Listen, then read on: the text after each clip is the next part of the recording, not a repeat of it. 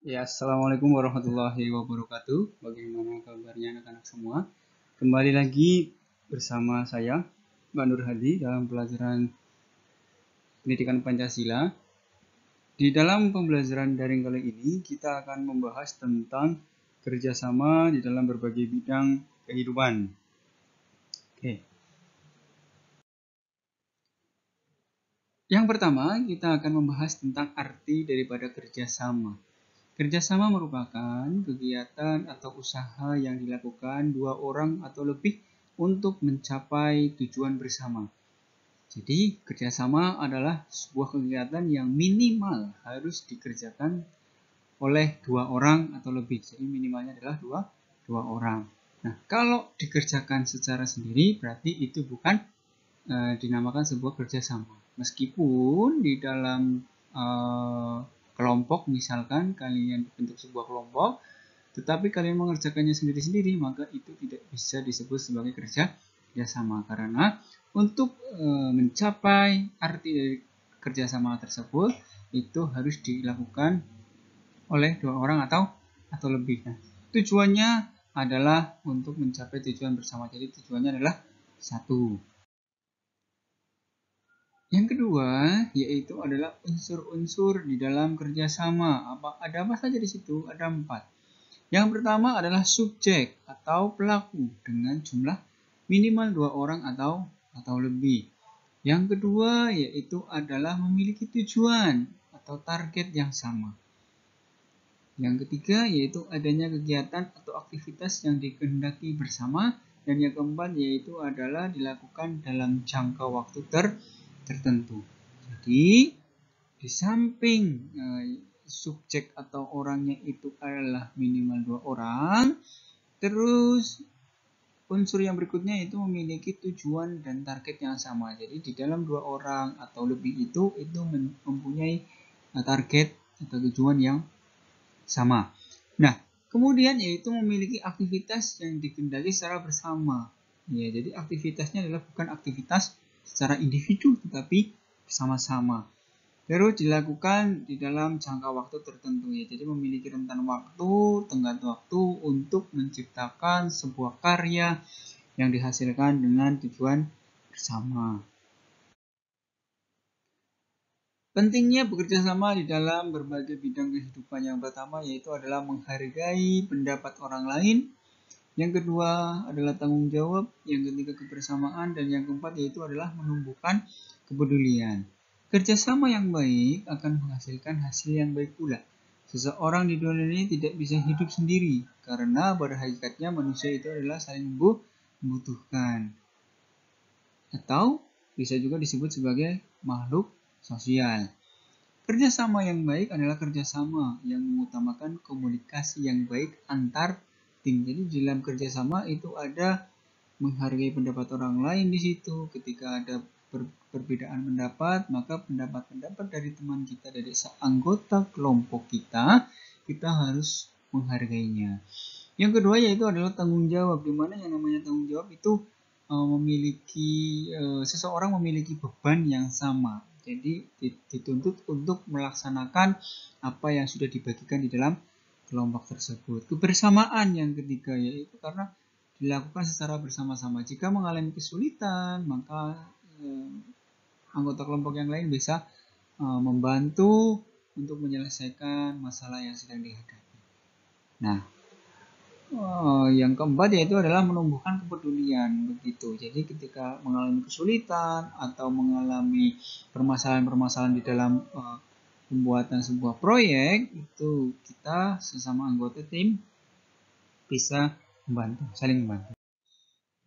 Faktor yang mendorong adanya kerjasama. Yang pertama yaitu memiliki tujuan yang sama, hubungan timbal balik atau saling membutuhkan dan saling menguntungkan. Komunikasi. Nah, biasanya di komunikasi ini adalah situasi dan kondisi yang ada di dalam satu kelompok. Biasanya komunikasi di sini itu adalah sesuatu yang penting karena yang namanya kerja tim atau teamwork itu membutuhkan komunikasi yang baik tentunya.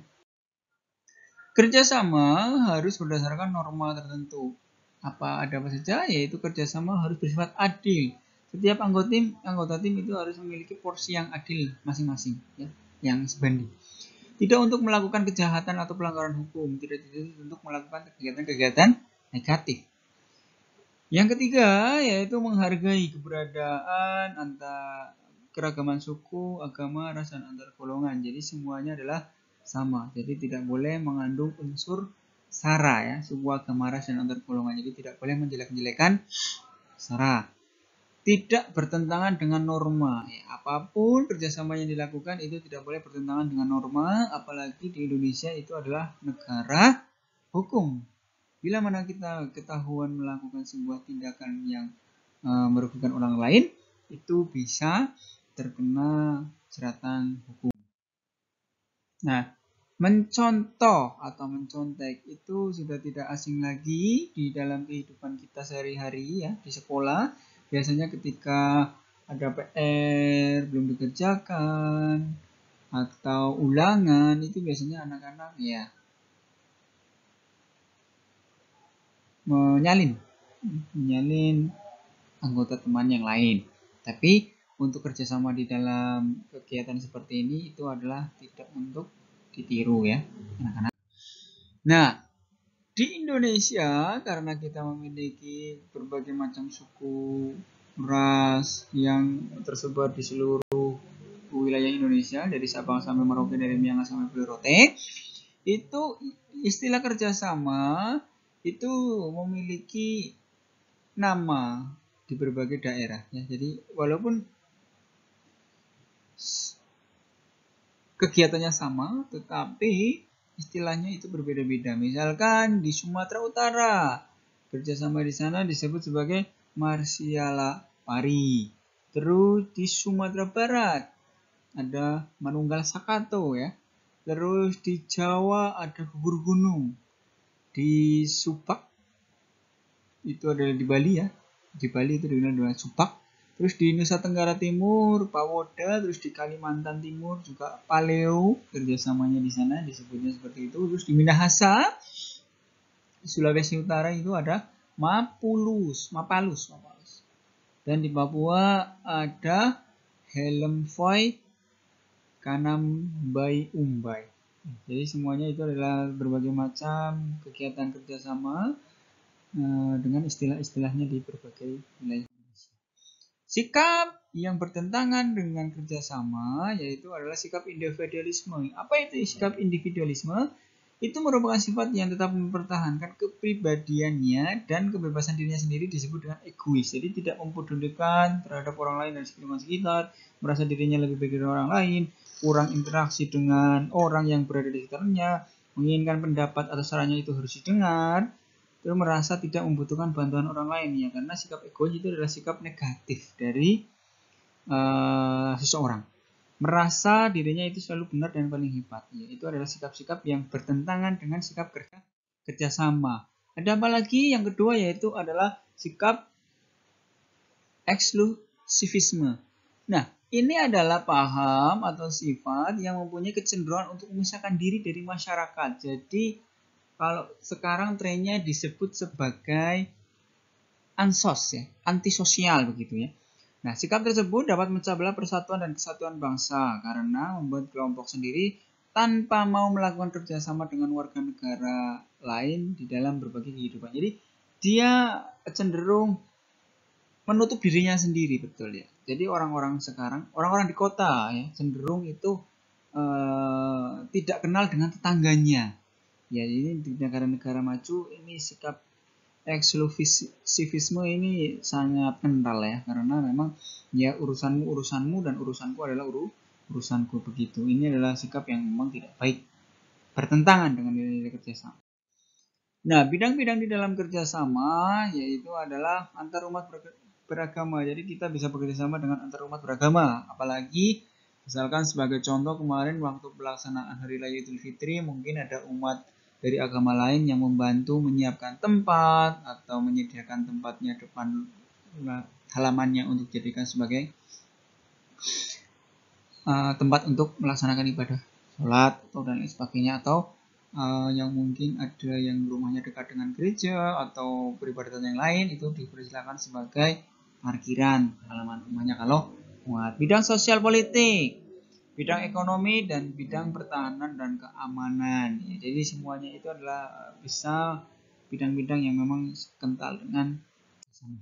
Nah, landasan hukum kerjasama antar umat beragama itu diatur di dalam pasal 29 ayat 1 yang berbunyi negara berdasar atas ketuhanan yang Maha Esa, dan ayat 2 yaitu negara menjamin kemerdekaan tiap-tiap penduduk untuk memeluk agamanya masing-masing dan untuk beribadat menurut agama dan kepercayaannya itu.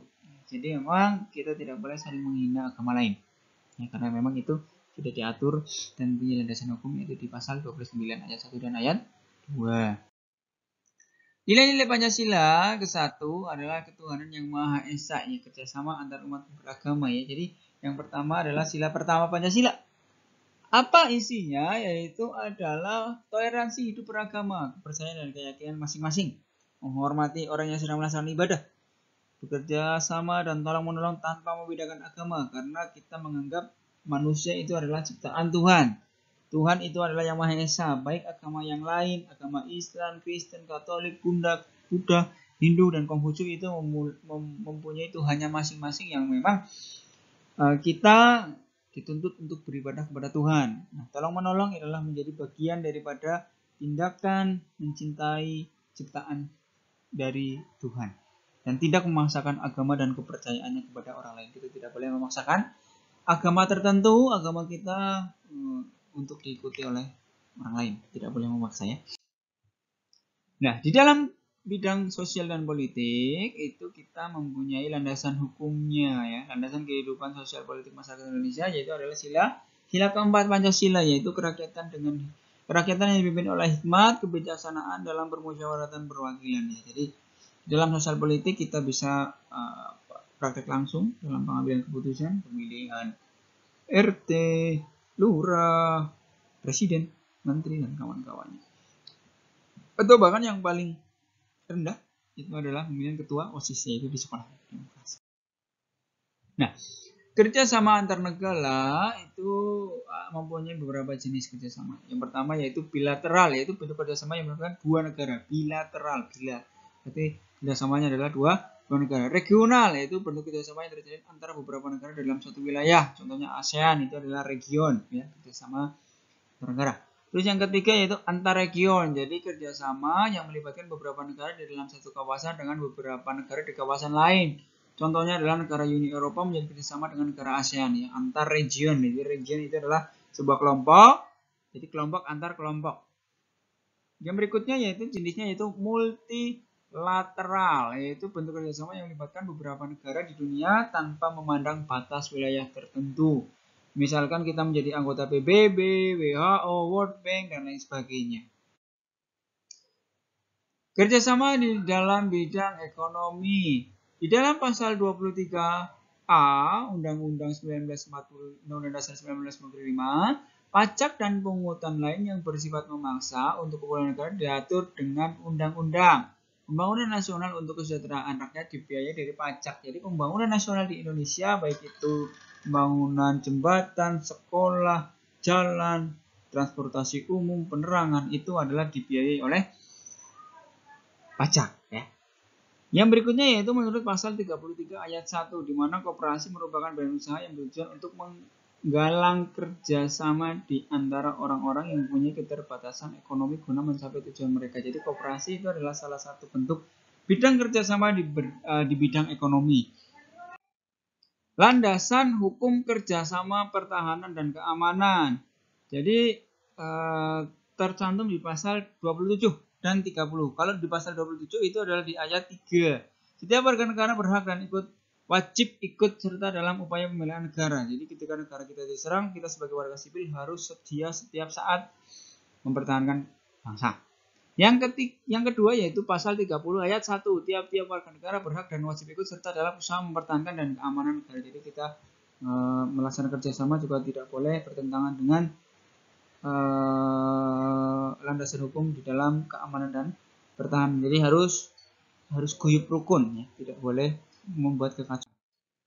Nah, Kerjasama di bidang pertahanan dan keamanan itu ada beberapa upaya, salah satunya adalah upaya untuk membela negara dari ancaman fisik.